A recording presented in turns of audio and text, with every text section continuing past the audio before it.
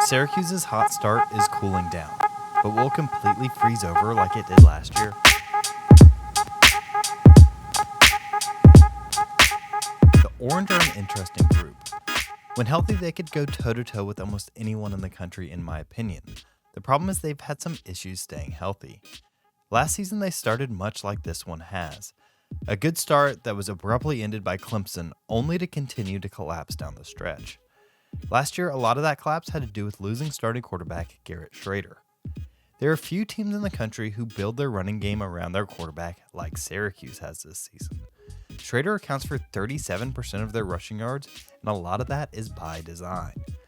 His long strides and large frame are particularly effective when they can get him onto the perimeter. Here you can see NBC's logo obstructing the beginning of the speed option play, where Shrader takes the ball and immediately attacks this defensive end. If he takes the back, then Shrader takes the free yards. If the defender sticks to the quarterback, the results look pretty similar. They also like going to this outside zone, which really stretches the defense horizontally to the bottom of the screen, and this shoot route pulls the defender in the opposite direction, which opens up a massive gap in the defense. They can also design plays to get him outside. Here's an outside zone where they use the back as the lead blocker. This essentially ensures that Syracuse has numbers at the point of attack. But he might be his most dangerous when allowed to improvise. Shrader has the fourth most scrambling yards this season in all of college football, and the most touchdowns. When Shrader's not running the ball, it's usually going to LaQuint Allen Jr., and they utilize a very multiple rushing attack to get him going. You can see them run some simple inside zone, but they also hit a lot of outside zone type plays I outlined above, and then hit some pitch plays like this one. But then you occasionally see plays like this inverted veer, where this frontside tackle pulls to be a lead blocker, this guard pulls to wall off the backside defenders to the other direction, and Shrader reads this defensive end. Since the back can beat him to the edge, he gets the ball with the tackle out front leading the convoy. All of this run action sets up deep shots for the Orange. They throw the 13th most go routes in the country, and they've been pretty successful at them despite losing their best receiving threat in Oronde Gadsden early in the season. The guy who's since become the go-to on these deep routes has been 6'6" junior Damian Alford, who has the length to go over the top of defenders. So this offense runs the ball well and has been pretty good at taking the top off of defenses afterwards. How do you stop them? Well, until Clemson, no one really had, but I think UNC created an even better game plan to stagnate Syracuse. Essentially, UNC played a lot of light boxes. On 80% of their snaps, Syracuse had enough guys in the box to block all of the defenders UNC put up against them. UNC gambled that they could stop the run with only their front, and they did. Additionally, they played pretty soft coverage. This forced Syracuse to have to consistently move the ball downfield without mistakes, and frankly, that's where this defensive game plan earned its stripes. For all of their strengths, Syracuse is a very young team, and like most young teams, they're very mistake-prone. Almost every drive was stalled at some point with a sack, penalty, or turnover that didn't allow them to maintain the multi-play drives that UNC was forcing them to take.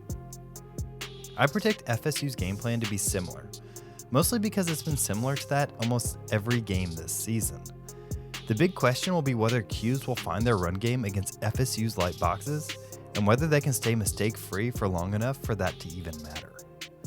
Let's move on to the defense. Syracuse was one of the most aggressive defenses in the country.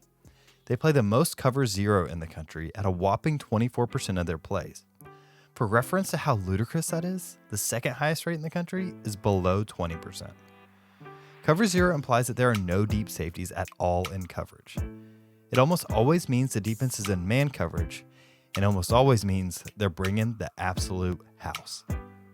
If this pressure doesn't lead directly to a sack, it usually leads to speeding up the clock of a young quarterback and allows for extra defenders in the box to stop run plays. Usually the downside of this kind of pressure is that they tend to give up explosives. There's a general correlation between the more a team blitzes and the amount of explosive plays they give up. And then you have Syracuse, just chilling in the bottom right quadrant of this chart, all by themselves. This can mostly be attributed to their coverage. PFF ranks them as the 18th best coverage team in the country right now, and that's without much safety help. That combination of aggressiveness and lack of explosiveness has led to a really solid defense. Well, that is until they faced a quarterback that didn't fold under the pressure. Drake May stood in the face of it, knew where his pre-snap matchups were, and delivered good balls. This is tough to do, and there aren't many quarterbacks in the country that can do that. Unfortunately for Syracuse, they're facing two of them in back-to-back weeks. Jordan Travis thrives off taking these shots, and while he hasn't been as successful as he was last year at converting them, we're still dealing with a small sample size that are likely to regress to the mean. Syracuse's biggest chance is if FSU continues to struggle in this area.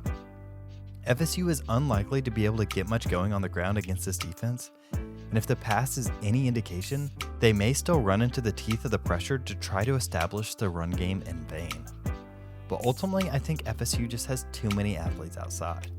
I just don't see Syracuse's defensive backs keeping up with the Noles receiving core for 4 quarters while being left on islands.